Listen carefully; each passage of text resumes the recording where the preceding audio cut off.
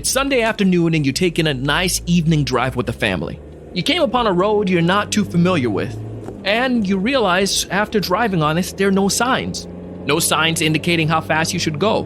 No signs telling you what the name of the highway or road is. But worst of all, there wasn't a sign to warn you that there was a sharp curve coming up ahead. You slam on the brakes, barely making it properly.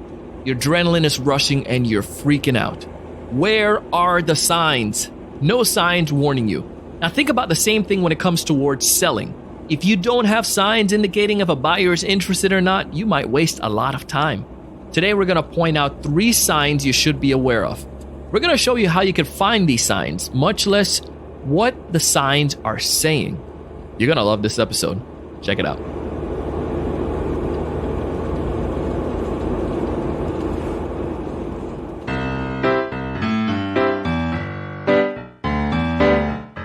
This episode is brought to you in part by mailtag.io. It's a Chrome browser extension that notifies you when someone opens your email or clicks on a link. Go ahead and check out a 14-day trial with Mailtag. Simply go to mailtag.io. This episode is also brought to you in part by TSE Certified Sales Training Program, a course designed to help sellers elevate their sales game, find more ideal customers, build stronger value, and close more deals. To check out our upcoming semester or to go ahead and take a free trial, go to thesalesevangelist.com/free course. Again, thesalesevangelist.com/free course.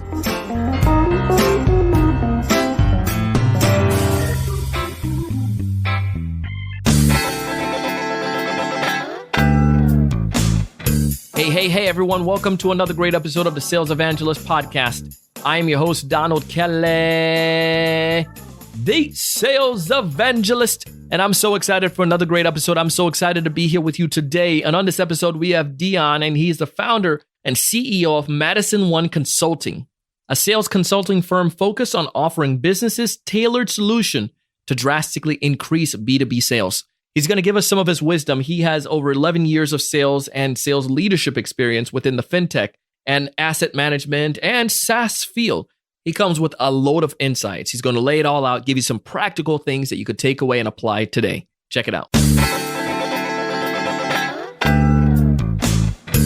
Welcome to the show, Dion. Donald, good to be here. Thanks for having me.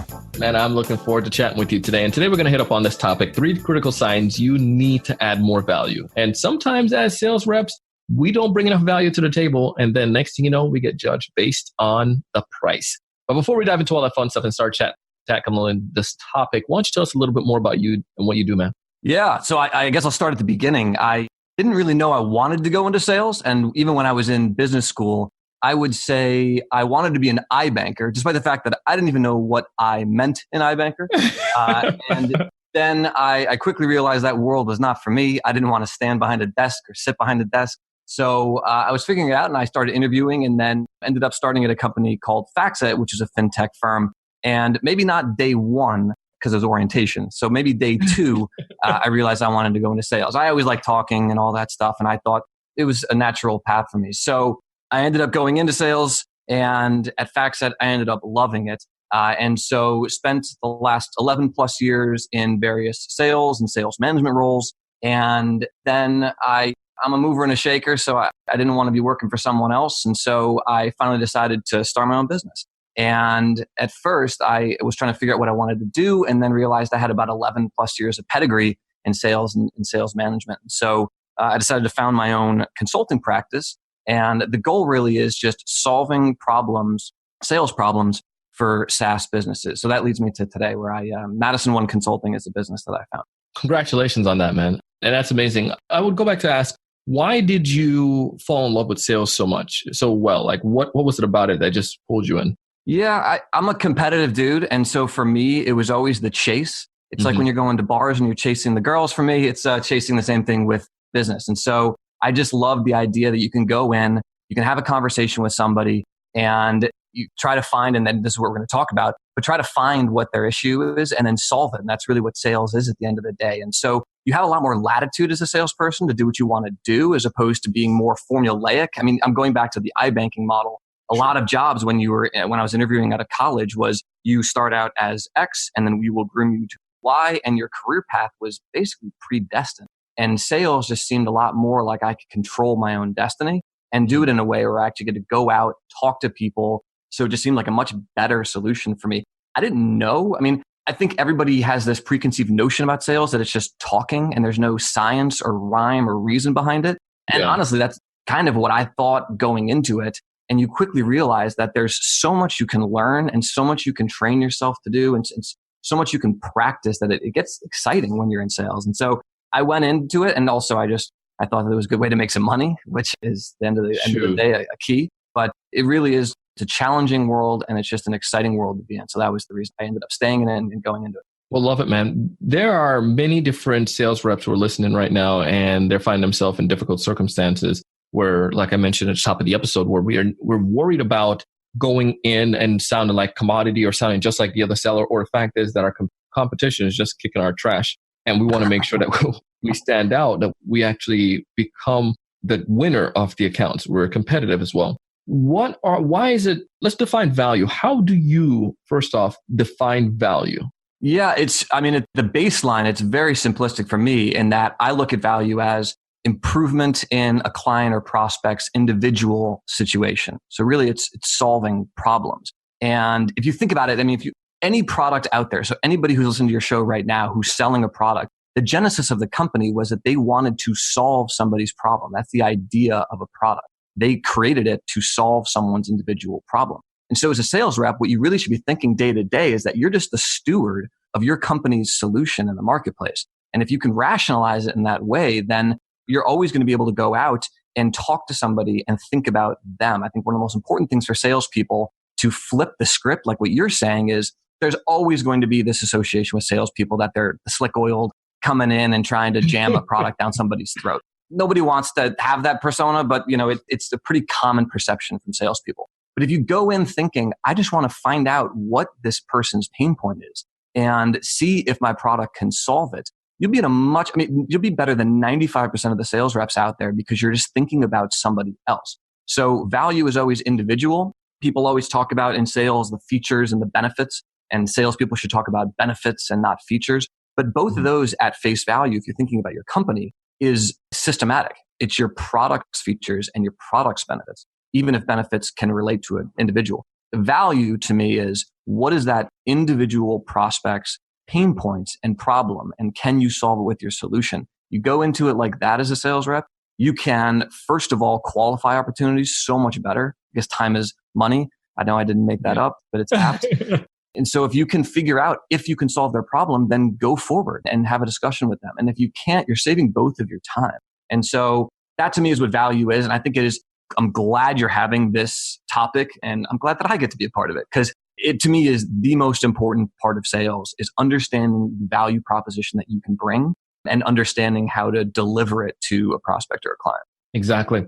Now go back to, so there's three main signs you recommend that we should be aware of when it quickly alludes to us that we need to add more value. I want you to tell us those three signs, and then we can go ahead and break down each one of them. Why don't you tell us about those? Yeah. So I would say number one is probably going to be the one that everyone would relate to the most, is when you're talking with a prospect and you're going through a sales cycle and they start negotiating on price. And you let off the show talking about, you do not want to go down the rabbit hole of just arguing price. I can't tell you how many times when I was managing sales teams, and I've done it I've been managing sales teams since I was 27. I'm 33 now. How many times sales reps would come to me and they would say, hey, can we just talk to the prospect and we need to drop the price like 20%. And I'm like, cool. Why do we need to do that? Yeah. And they're like, I've got this feeling, that we're going to need to drop it 20%. There's no rhyme or reason behind it. That might be the worst place you can be as a sales rep, is negotiating against yourself. So instead of just, if a prospect wants to lower the price, instead of just essentially acquiescing or figuring out this isn't a game of limbo, like how low can you go?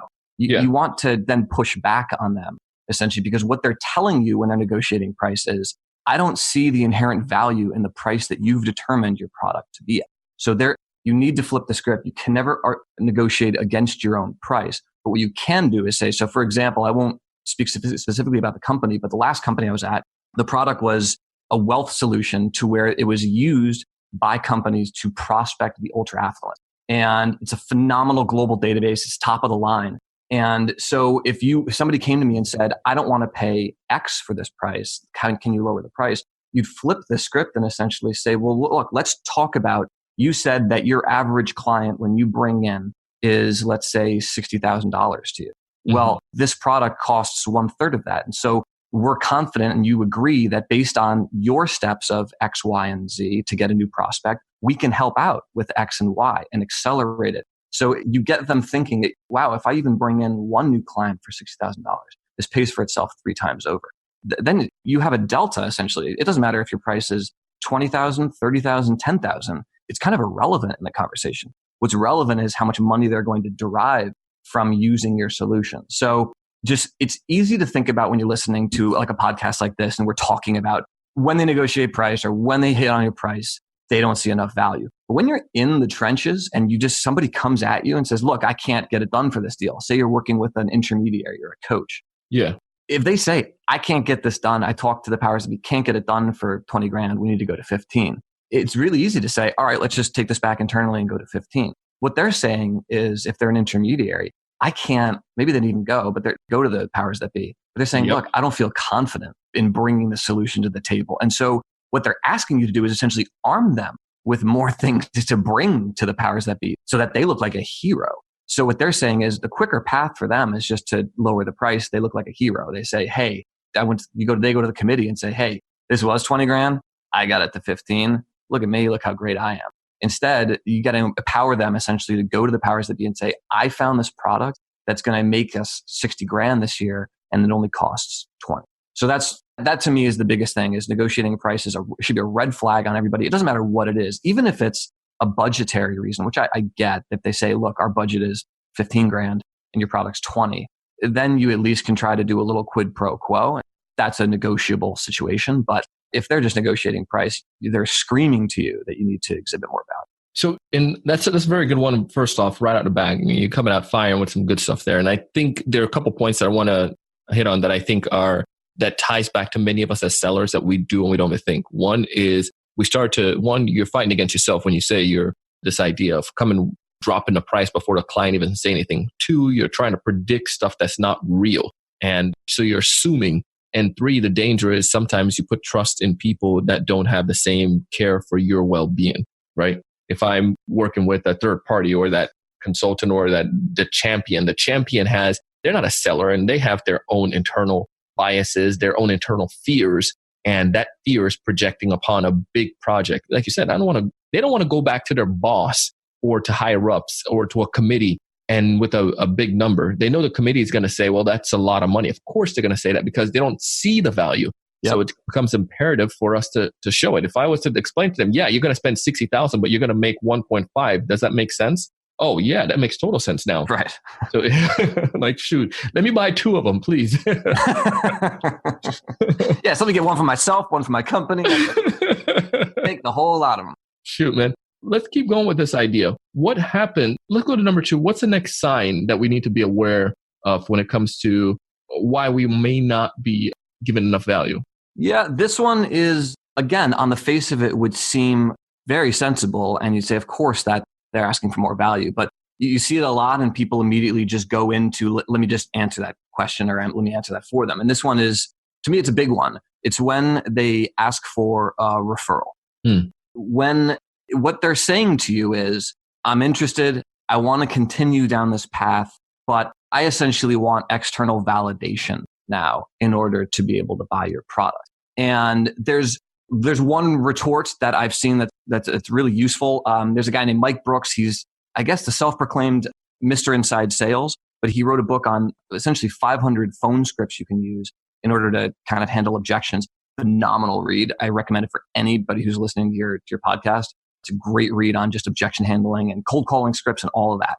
Yeah. But he essentially says, what you can retort is, look, I obviously have a host of happy clients, would be glad to connect you with any of them. But I'm sure you would expect that anybody that I'm going to give you is going to sing my praises and sing the company's praises. And so just while I have you here, why don't you just tell me what may be a sticking point still for you? And I can be happy to answer that right now on the phone. I have obviously purview into all of my clients and how they use it and how they derive value from it. So you can essentially address what their objection is, which is like, I still have a sticking point and I'd rather ask somebody else this. you try to squeeze it out from it, just screaming to you that they want somebody else to verify that they should buy this, right? We're all somewhat tribal in nature. And so you want someone else to say, look, I've used this and I've had success in order to say, okay, I can bring this to my company then.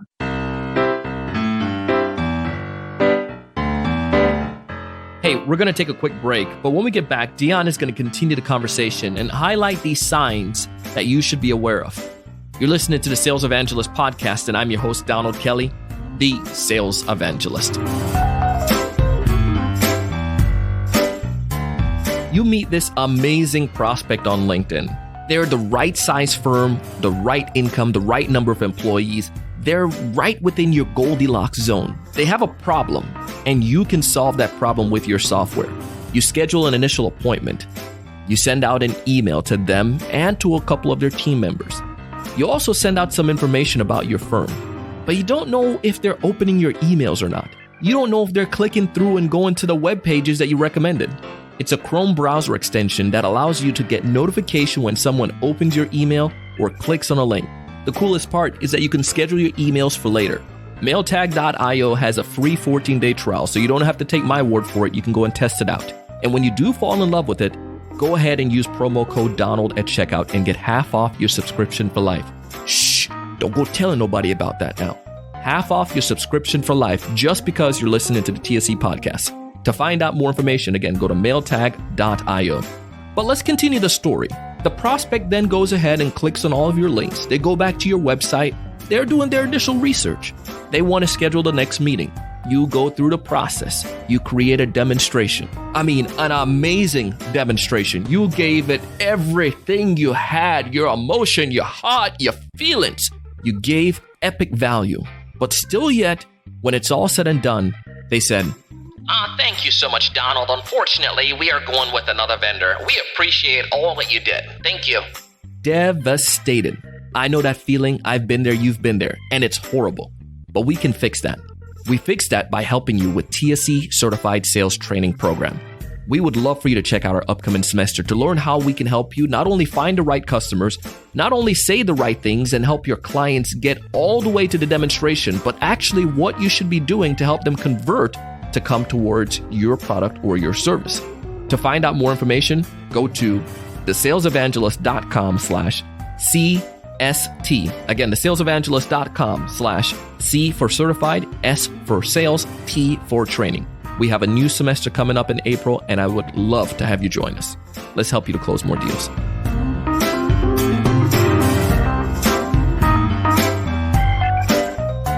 We're back. Now, as we dive into the second half of this episode, Dion and I are going to continue the conversation talking about these signs. And I want you guys to take one of the signs, look for them, and to implement it. Let's dive back in. That's so true. So darn true. I love that, man. We need to put that back in the show notes. Time back that episode there. The book that you're talking about, because and I think, well, what happens to, I'm talking and reminiscing about the past. So that's why I'm starting on this, because I remember when I was a sales rep, and going back to what we talked about in the last comment, where sometimes as the sales rep, we have our own limiting beliefs or our own inadequacies, right? And those inadequacies, we find those will start bubbling up to the top. So assuming a client said that, we assume that there must be a valid reason, and we don't question why they're saying it. Because again, my limiting beliefs say, don't question important people, or don't go against the client because the client's always right. Let me give them what they want. And It's just my stupid thing that I need a shrink to help me on that's causing me to probably lose a big deal, or to inconvenience, or to delay it. Because you've probably seen this too. I delay this commitment for another 2 weeks. You give me 3 prospects and I don't even call any of them because I'm so busy doing all these other things, or 3 of your clients, that I just still say, let me hold off a little bit more. We still got things to do, because I'm embarrassed to tell you I didn't call any of them. You know what I mean? Yeah. So it's just stupidity, as opposed to just having the cojones to just say what you just said, to just go straight to it and let them point out to them the value. My clients, just like you, are busy doing all kinds of stuff, and they're going to sing praises for me. It's like when people get the references for a job, like, you really want to talk to my cousin. Of course, I'm going to tell him that you're calling.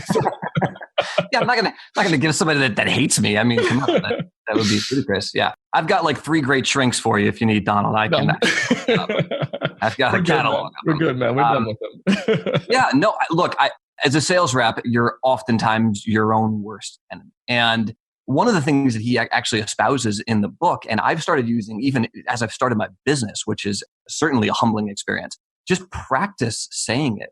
And just practice, even just on a recorder on your iPhone, just record yourself saying that exact line. So the next time somebody has a referral, ask for a referral, you've already said it 3 or 4 or 5 times. You've heard yourself and you've kind of revised it so that it becomes second nature, right?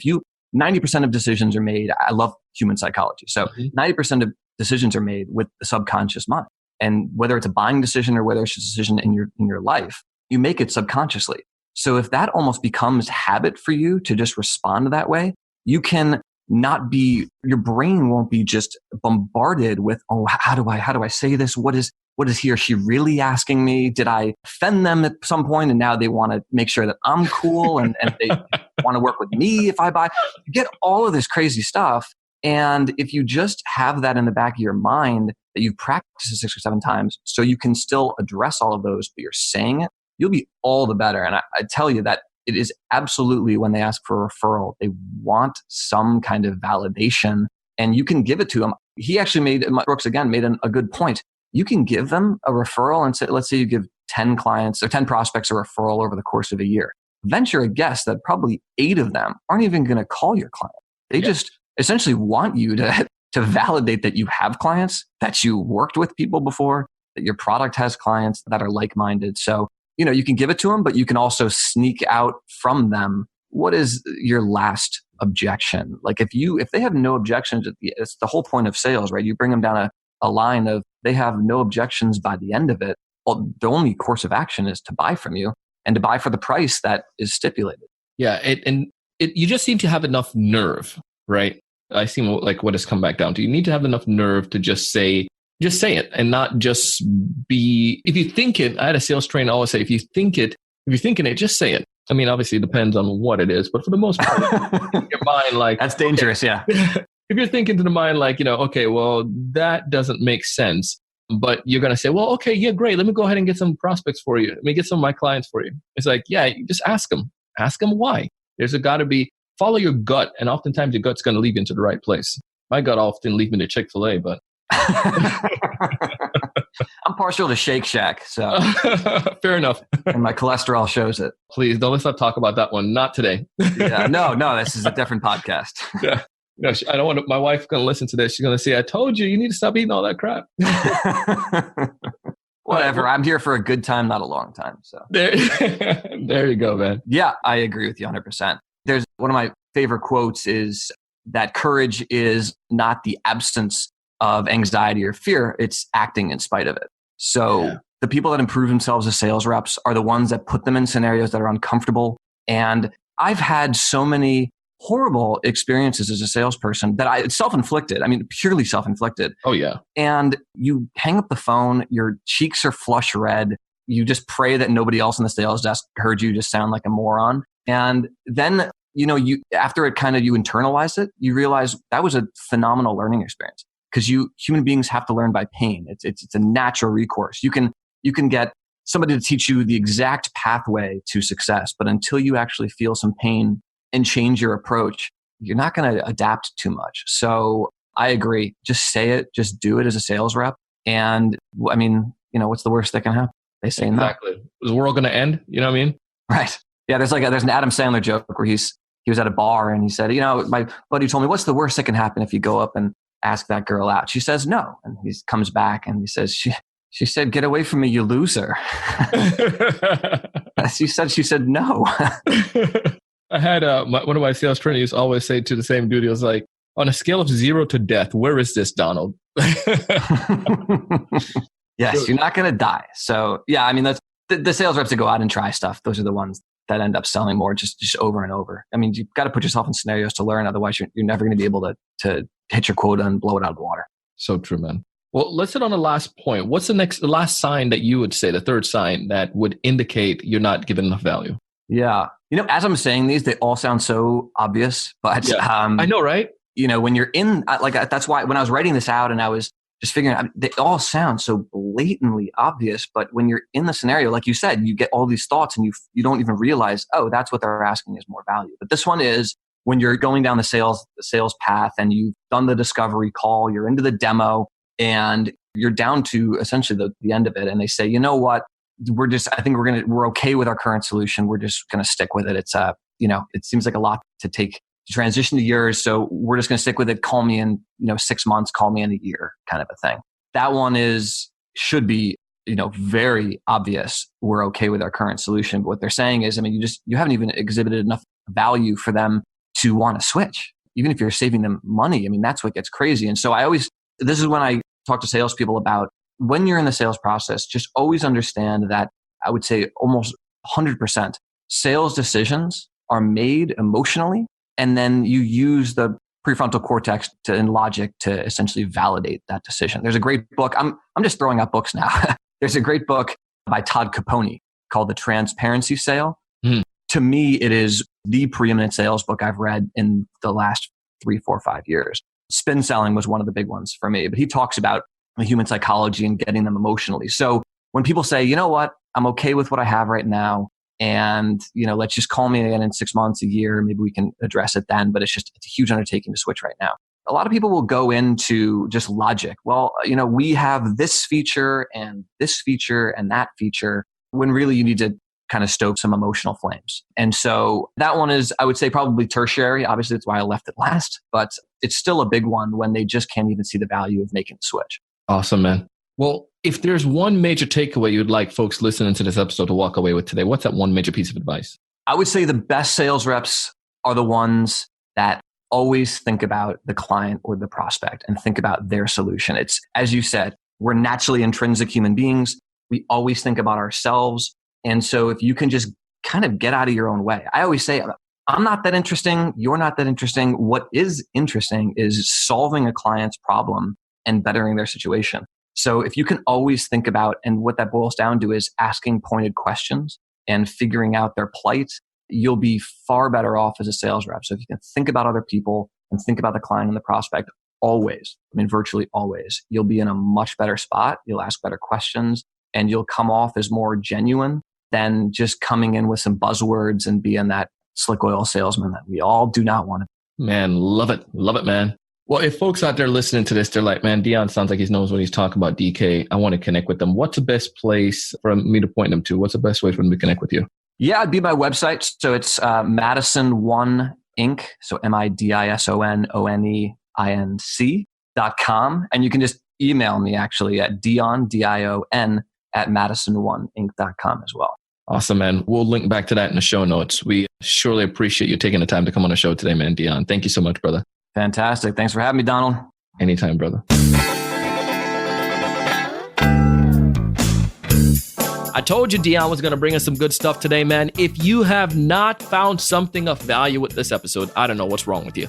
I recommend you go ahead and connect with my good friend Dion. You can find a link in the show notes to salesevangelist.com/the-word episode number 1083. Again, to salesevangelist.com/the-word episode number 1083. Connect with Dion.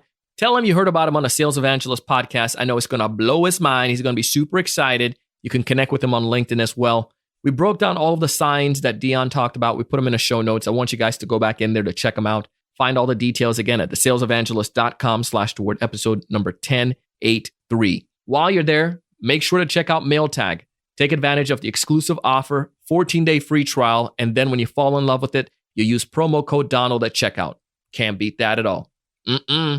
Also, if you haven't done so already, check out TSE Certified Sales Training Program. If you want to test out the module, I'm opening the first 2 of the 12 modules for free. Go to thesalesevangelist.com/free course. Again, thesalesevangelist.com/free course, and you're going to love it. You're going to tell me you want to join, and we'll hope to have you join us in the next semester. Find all the details in the show notes. I want you guys to find more ideal customers. I really want to help you. I want you to build stronger value in your conversations. I want you to close more deals. But most importantly, I want to challenge you each and every single day to go out and do big things.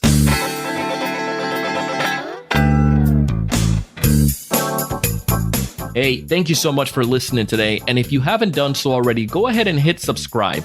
Show your friends, your colleagues how they can subscribe. Leave us a 5-star rating and review on Apple Podcasts or on Google Podcasts, Stitcher, Spotify, or wherever you listen to fine podcasts. It would be extremely appreciated. Thank you so much. It goes a long way. Our show today was produced by myself and the Sales Podcast Network. It was edited and mixed together by the one and only Mr. Jershon O'Bale. Our content writer and show note creator is Mrs. Shannon Rasmussen. You can find audio credits to this and all of our episodes in the show notes. And as always, I am your host, your coach, your mentor, your guide down the sales journey, Mr. Donald C. Kelly, the Sales Evangelist.